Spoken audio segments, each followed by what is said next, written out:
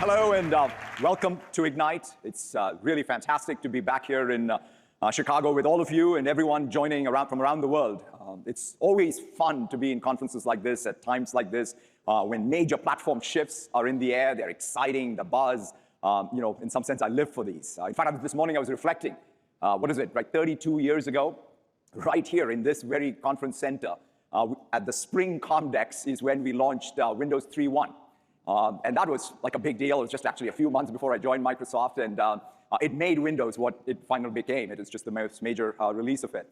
And in fact, in 2015, Ignite itself started in Chicago, and that was right in the middle innings of the cloud. And so here, to be back again during the middle innings of AI is just fantastic. And so I'm really excited about it. And given I see this room, it's breadth first, so I'm going to give a keynote that's breadth first. So I'm going to try and cover everything that we have for you throughout the show. With every platform shift, it's always perhaps good to build a deep context and understanding of the underlying forces. And today we talk about them as scaling laws. Just like Moore's law, we saw the doubling in performance every 18 months. With AI, we've now started to see that doubling every 6 months or so.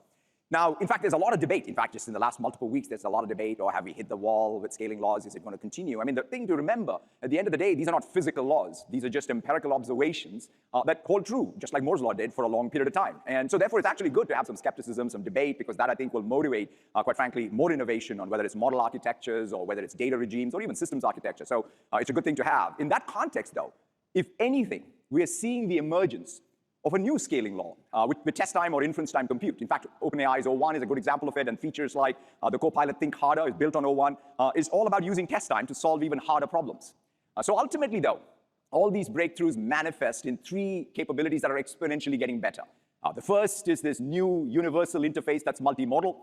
It supports speech, images, videos, both as input and output. Second, we have this new reasoning and planning capabilities, which essentially we have new neural algebra to help solve complex problems. Right? We can detect patterns involving people, places, and things. You can even find relationships between people, places, and things using this new algebra. And third, we now have this capability to support long-term memory, rich context, and in fact, teach these models to use tools.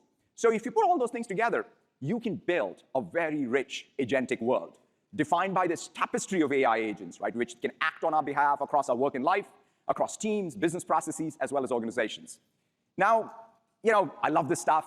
We are going to celebrate a lot of technology over the next multiple days, but it's worth reflecting. In fact, given we are in Chicago, there was a professor of philosophy right here in the University of Chicago some 50 years ago, John Hoggeland, who said the following: the trouble with artificial intelligence is that computers don't give a damn, but we do. And that's what really grounds us. Amidst all this rapid change, we remain grounded in our mission to empower every person and every organization on the planet to achieve more, using this technology to make a difference for themselves, for their teams, and for the world. It's not about tech for tech's sake, but it's about translating it into real outcomes. And today I want to focus on AI and this transformational power as it drives growth in business. It improves efficiency, it improves operating leverage. And to do that, we are building out 3 platforms: Copilot, Copilot devices, and Copilot and AI stack. That's it. Those are the 3 platforms. But before I dive into all of the news across the platforms, I want to talk about something that we are prioritizing above all else, that is security. At this conference, you'll hear us talk a lot about our Secure Future initiative, the progress we're making, the principles of secure by design, secure by default, secure by operations. But most importantly, our commitment to continuous improvement, because this is not just a destination, a stand-down, one milestone thing. We'll never be done. In fact, we're only as good as our ability to defend against the next novel attack. And we're seeing real momentum, even with our customers and partners, around implementation of zero trust using our tools and practices. In fact, a great example of this is what the US Navy has been able to do. They've been able to respond to all the executive orders and mandates and meet, in fact, their zero trust goals years ahead of schedule. And it's fantastic to see that. We continue to invest in security. You can see the updates we're making, tons and tons of announcements that you'll hear about across the security stack. The one thing, though, I want to point out is Purview. It's probably the product for this conference, because in the age of AI, data governance takes on an even more critical, central, important role. And in Purview, we're introducing updates to prevent everything from oversharing, risky use of AI, such as malicious intent detection, prompt injections, misuse of protected material. So there's a lot in Purview. At the end of the day, though, we recognize that when it comes to security, it's fundamentally a team sport. And that's why we want to partner, and we are partnering broadly with the security community. And today, I'm really excited to announce our zero-day quest. This is the first big announcement that I'm excited about, because it's a new hacking event. There will be $4 million in rewards focused on securing cloud and AI. It's the highest rewards of any public hacking event in the industry. And the quest starts today and will culminate in an in-person hacking event next year. So we're very, very excited about it. So with that, let's just dive into each of the platforms, and starting with Copilot. Copilot is the UI for AI. It's rapidly becoming an organizing layer for work and how work gets done. Every employee will have a Copilot that knows them, their work, helping them unlock productivity, enhancing creativity, and saving time. And Copilot Studio will allow you to create agents that automate business processes. And every IT department will have a control system to manage, secure, and measure impact. That's it. Those are the three basic concepts of the Copilot ecosystem. Over the past year, we've seen incredible momentum. What Lean did for manufacturing, AI will do for knowledge work. It's all about increasing value and reducing waste. Just take risk analysis at Bank of Queensland Group. In the past, when an incident occurred, they would have to go through thousands of documents and write reports. And now they use Copilot to be able to synthesize everything that happened and create that first draft. That means analysis that took weeks is just taking a day. Vodafone is another great example. Their legal team used to manually analyze and draft and renegotiate thousands of contracts that govern their massive base station network. And now they use Copilot to determine which contracts need to be renewed, which need to be scrapped, and to keep track of all the expiry dates. Vodafone was also personalizing all of their customer service by leveraging Copilot, as well as Azure AI to manage customer inquiries. Their virtual assistant engages in more than 45 million monthly customer conversations, and it's reducing the average hold time by more than 1 minute. And of course, we're just getting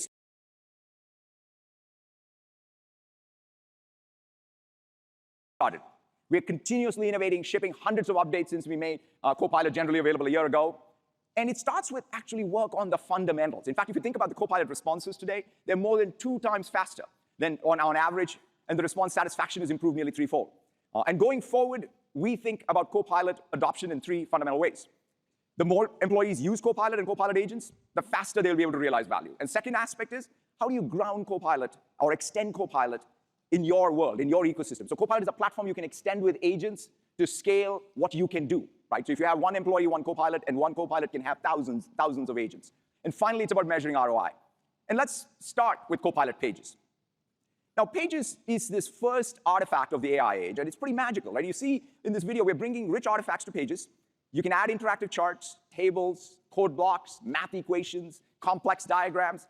You can use Copilot directly on the page to iterate on the content and also control what happens on the page directly from a chat. It's truly this multiplayer canvas that enables you to ideate with AI and collaborate with other people. In fact, I use Pages all the time. In fact, if I'm prepping for a meeting, I just give it a prompt. The Copilot combs through everything about the customer, let's say, from the web, LinkedIn, all the business applications like our CRM. In fact, all the work artifacts, our documents, emails, Teams messages, presentations. And then I can put all of that just as a first draft into my Pages and share it, let's say, with my account team, everyone working with me in my office. It becomes much more of a real-time way for every one of us who's working on that topic to be on the same page. And then it becomes, in fact, the first draft for what comes next, which is my meeting notes. Right? Then again, it's real-time shared with everybody involved. Copilot is also not just in Pages, but it's deeply integrated. Right? It's not just about chapter and Pages, but it's deeply integrated into the entirety of Microsoft 365 system.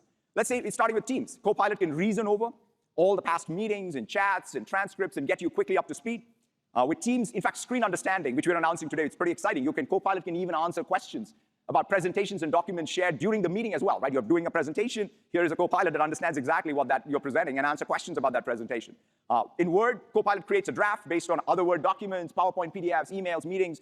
You never have to start from a blank page. In PowerPoint, you can enter a prompt of what you want to do, or what your presentation is about. And the narrative builder generates essentially a spec for your presentation, right? An outline with topics. And you can edit it, refine it, its suggestions, and it'll create your first complete presentation. And in Outlook, this feature is something that I've sort of gotten so used to. It's the quickest daily habit I've built, which is prioritize my inbox. Is a total game changer because it helps you quickly get to the messages that matter, analyzing your inbox based on both the content of the mail, but also the role of the sender and the context. And that's, I think, it's just like someone went and labeled every piece of email with that blue arrow and said, why is this important, right? I mean, think about it. And I think what we're doing in Excel, though, is perhaps one of my favorite things. Just like what GitHub Copilot did for software developers, Copilot in Excel will do for data analysts. I can start with a very high-level prompt that in the past, for example, I would have given a data analyst. Let's say I'm in a manufacturing plant and I want to figure out how to improve production rate, right? So I give a high-level prompt and saying, hey, come back with an analysis on what can we do here. And Copilot uses this advanced reasoning capabilities to build out a full plan for strategic analysis. I can easily change that plan, adjust it as I want to, and then it just goes and executes the plan. And throughout, I can see it actually doing the work. It first does visualizations, right? It generates heat maps, it scatter plots, histograms, figures out, in fact, the key drivers of production, does a comparison of all those key drivers, it calculates, and then summarizes the insights and the actions in minutes. Like, how amazing is that? Right? It takes data analysis and makes it available to everyone who has an Excel spreadsheet. If you sort of look back and you say Excel was one of those products that at population scale improved number sense, I think Copilot in Excel with Python will improve analysis sense across the world. So I'm really, really excited about this. Now, if you have all of this richness of Copilot that you're using across the length and breadth of Microsoft 365, let's talk a little bit about how you can extend Copilot. Today, I'm really excited to announce Copilot Actions.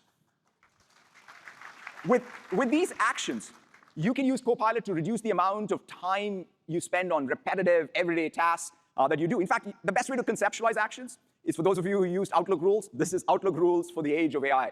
And it works across the entire M365 system, not just in Outlook, right? So it automates everything from asking for, let's say, a status update from your team, compiling weekly reports, to scheduling emails, requesting feedback on a document. Actions are a very simple but yet powerful way for you to scale what you do, right? So whatever was the thing that you had to do multi-step, you just create one of these actions, and it just does it for you. You can discover templates for actions, which you can reuse in your everyday work. It's just a simple interface. And we're not stopping there. And today, we're introducing new agents you can use within the context of your team. Again, the best way to think about these are as just your teammates. They're scoped to specific roles with very specific permissions, just like we have permissions and roles. For example, a facilitator agent is someone you can add to your team's meeting, and the facilitator will help keep the meeting focused, moderate the meeting, chats, as well as the follow-up and action items. Our project manager agent in Planner will help automate, in fact, all the key steps in a project management workflow. It'll create a new plan. From scratch, it'll help oversee what's happening across the project, task assignments, content creation. And next is even self-service agents, right? So for these agents provide really useful information, answer questions on policies, but not just that. When it comes to HR and IT, these agents will help you complete the task. Think of these as just augmenting your HR and IT departments. And we're also announcing SharePoint agents. Every SharePoint site will now have a built-in agent. These agents provide instant access to real-time information and insights from your knowledge base in the flow of your work. We're also giving you the ability to easily create your own Copilot or your own agents using Copilot Studio. Sometimes we sort of mystify these agents as things that somehow require a lot of effort to build. But it's really pretty straightforward. In fact, our vision is that it should be as simple as creating a Word doc or a PowerPoint slide or an Excel spreadsheet. That's it. Like when you say agent, think creating a doc. This example is a good one, right? I can create a field service agent by simply describing it in natural language, connecting it to a couple of data sources, in this case, a SharePoint site and my dynamic CRM. I can easily configure it to meet my specific needs, and you have an agent in seconds. That's just now integrated into Copilot. You can also make these agents autonomous using Copilot Studio. And they can always raise an exception in Copilot for input. Remember, like even an autonomous agent from time to time will need attention, and it'll need UI, and that UI for interacting with us is Copilot. Now, just last month, we introduced 10+ autonomous agents in Dynamics 365 that do everything from optimizing supply chains to helping customer service teams resolve issues. For example, take a look at a sales qualification agent. Autonomously researches all the leads that are there in your system and flags the best prospects for you, and then drafts a personalized email that you can, of course, edit and send. And we're already seeing customers use the capabilities like this. In fact, McKinsey has built an autonomous agent that reduces client onboarding time by as much as 90%. Dow has built agents to optimize their shipping process or freight shipping process, and projecting millions of dollars of savings even in just the first year. And of course, when we talk about extensibility, that includes changing how you interact with your bespoke business applications too, right? That's kind of fundamentally, like the idea that I have to go to one business application at a time just goes away in this world of agents. And so we are very excited to share many of our partners have built their own agents and connectors in Microsoft 365 Copilot. That includes Adobe, and obviously LinkedIn, SAP, ServiceNow, Workday, and even companies like Cohere. They're building AI-first agents are also integrating right into Copilot. And now, to show you all of this in action, I wanted to introduce my colleague, Callie, on stage to take you through the entire Copilot ecosystem. Callie, over to you. So now, let's take a look at one more very important consideration, which is measurement. After users start using Copilot and all these agents, one of the fundamental things that all business leaders want to do is to figure out how do we measure ROI. And so today, we are very excited to announce Copilot Analytics. Yeah. If you take, let's say, a sales territory manager, So they can now correlate the specific Copilot usage to a business metric, like their win rate over time, right? And it's not just Copilot, it's Copilot and all the agents that you built. You can look at their usage and start tuning even the usage to the business KPIs, right? Our goal is to show how Copilot usage is ultimately directly translating into business outcomes across sales, marketing, finance, and more. And there are many, many more examples. This is fundamentally the process because it's really a question of change management. So this is think of Copilot Analytics as a tool for all of us to change how work, workflow, and work artifacts are all getting done, right? That, I think, is ultimately how we get ROI. So that's a look at Microsoft 365 Copilot, Copilot Studio, and agents and autonomous agents, that end-to-end system for AI-driven business transformation.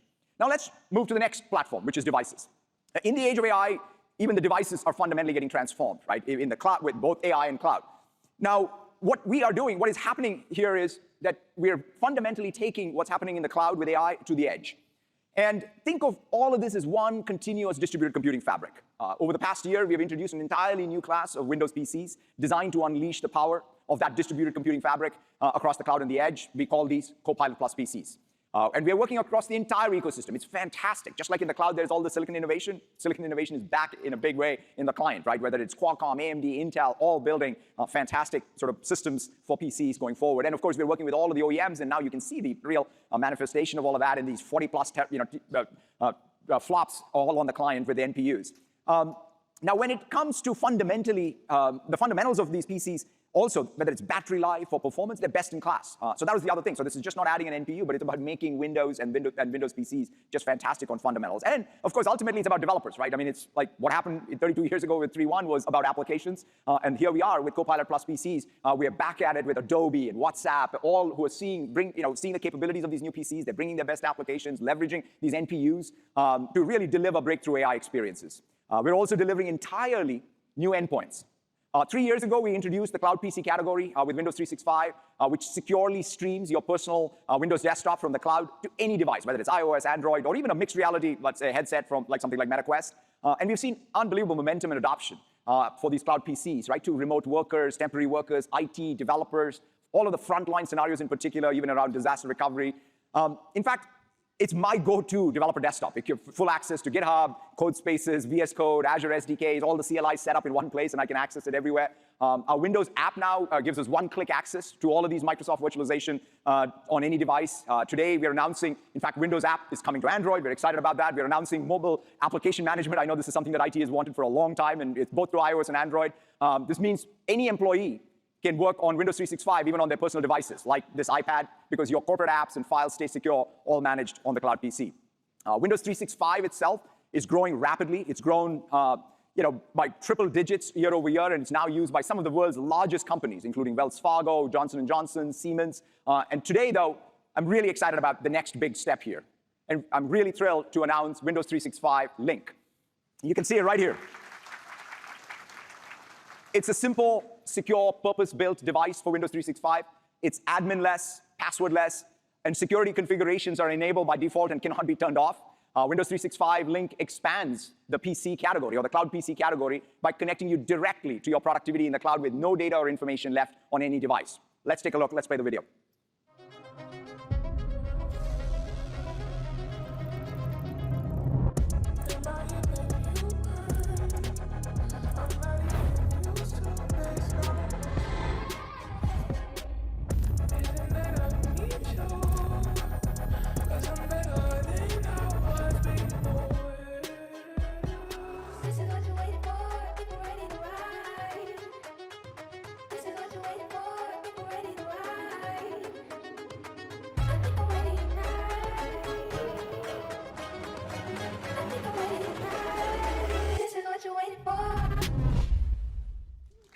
Yeah.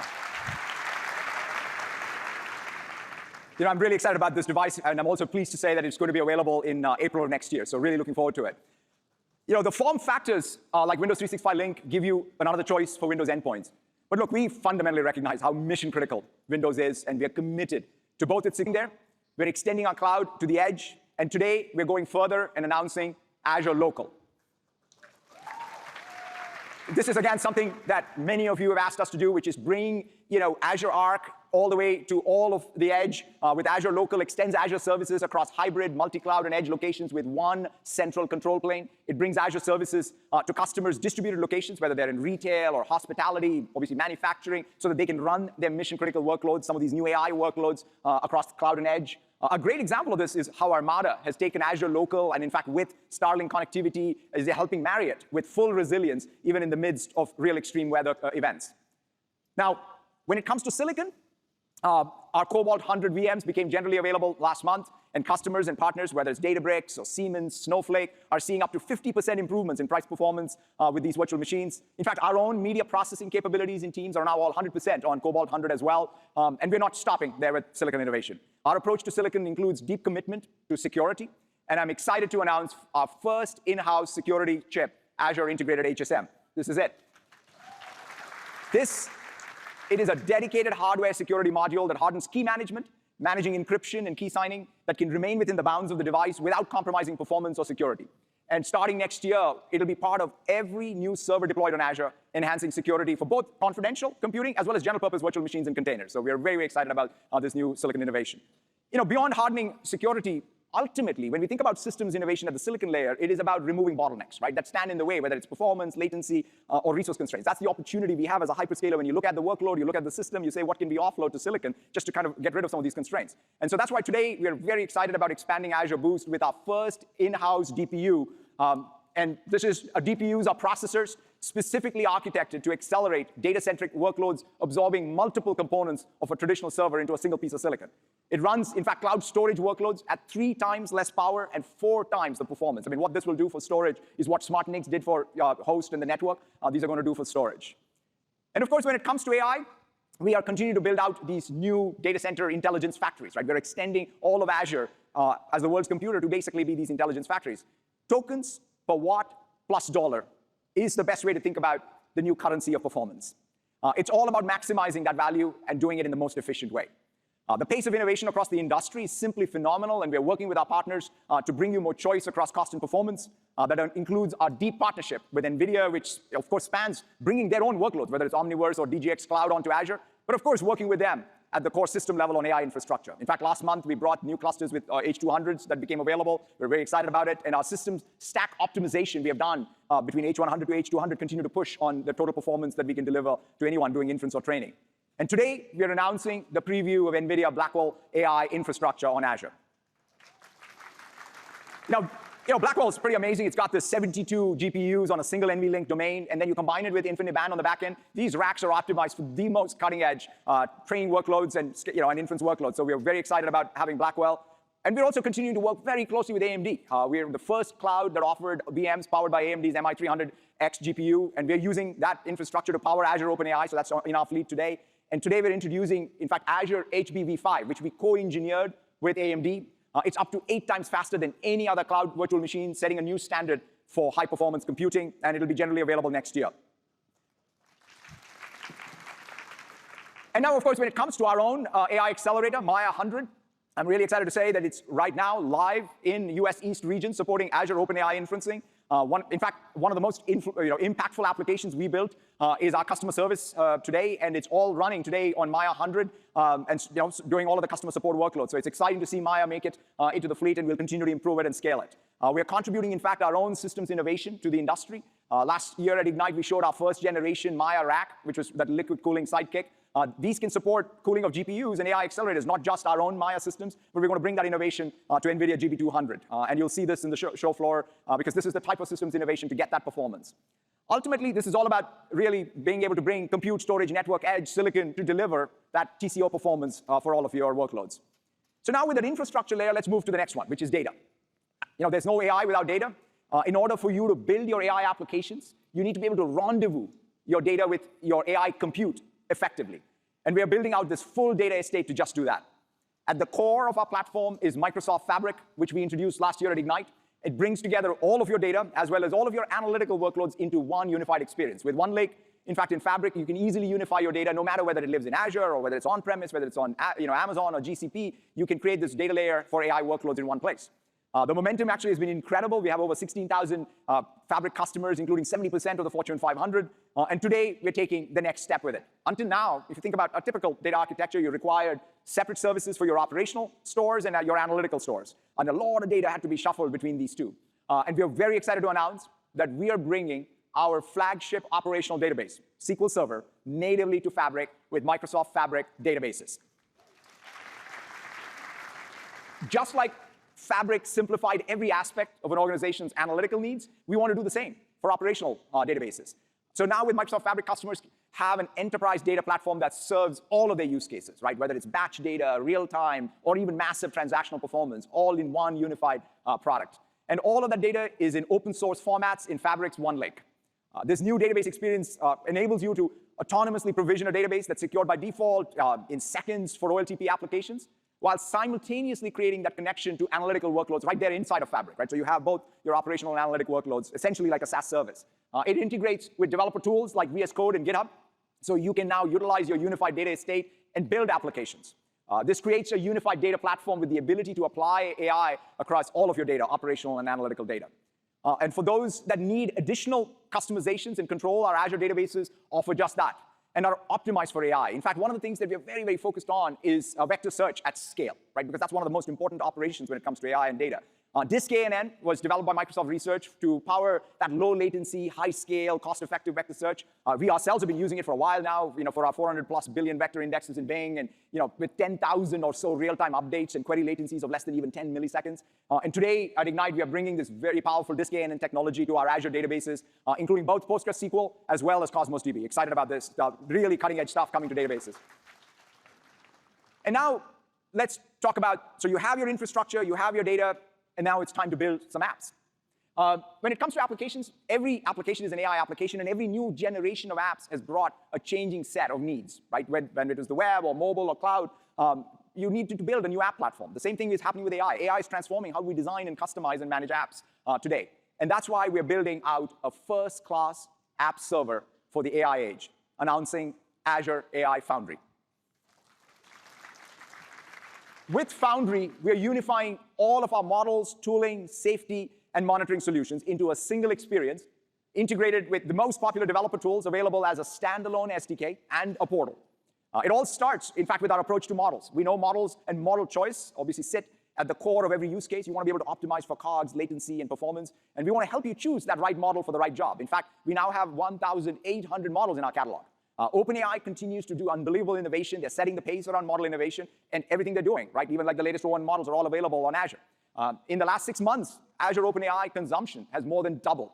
But we also support all these other models, like open source models from Meta and Mistral, as well as providers like Cohere, so that you all can choose that right model. In fact, no application uses one model. If you look at even Microsoft apps, there are all thousands of models that are being optimized, fine-tuned, distilled, that all come together. And so new categories of models are also emerging. In fact, we've added over 20 industry models designed for very specialized use cases from partners like Bayer, Page, Rockwell, Siemens, Sight Machines, and others. With all of this model diversity, it's never been more important to have the right tools, though, to choose the models for job at hand. With Foundry, we are adding model experimentation capabilities, meaning for the first time, you'll be able to experiment with several of these models, compare the outcomes, and choose the best model that works for you. In addition to our own offerings, we're also announcing new collaboration to help developers accelerate this model customization. From data prep and generation to training, eval, experimentation with fine-tuned models, these are all the considerations of an app server. Our work with Gretel Labs and Scale AI helps developers remove data bottlenecks, make data AI ready for training. We're working with StatSig to help customers configure, run like these fast A/B tests using different models. New integrations with weights and biases brings a really comprehensive suite of tools for tracking, evaluating, optimizing models using Azure OpenAI Service.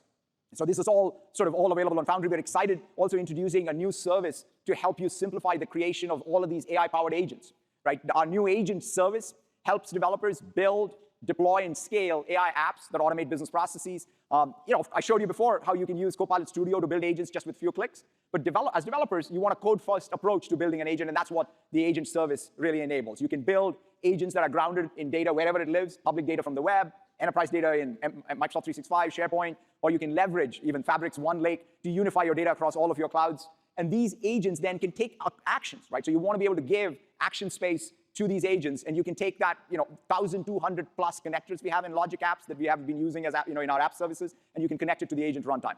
And so we also know that the multi-agent stuff is becoming pretty exciting. It's evolving very, very quickly. And we are making sure that even at this very early stage, our agent service supports all the multi-agent frameworks, right? Which is Magentic 1, AutoGen, Semantic Kernel. You can use all of these within Foundry and agent services to build out your applications. And AI apps have specific operational considerations as well, right? Because when you sort of build an application or at your organizational level, you want to be able to manage AI costs, performance, safety, and security. And that's why we are very excited to share that we are bringing